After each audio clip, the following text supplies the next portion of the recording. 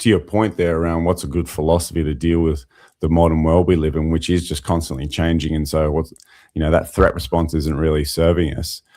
I think it's a lot of it is about just being self-aware and knowing when you start feeling that sort of fear of a particular change is just to be aware, well, is it rational or is this just a natural response that I'm experiencing? And it's okay to experience it because it's totally natural.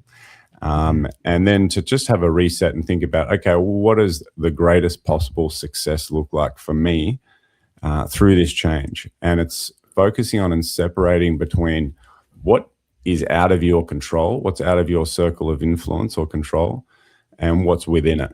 And the things that are out of it is you need to have a mindset of acceptance that I can't change that, but I can change the way I'm going to navigate myself through it. And I think that the AI kind of fear at the moment, which is around a lot, is a great example of that. When you hear people saying, oh, everyone's going to lose their job or we're going to be slaves to robots and all sorts of crazy things like that, I always ask people, do you want that? And usually they're like, no. I'm like, okay, well, don't focus on that. Focus on what you want it to look like in the future. And let's try and make that happen.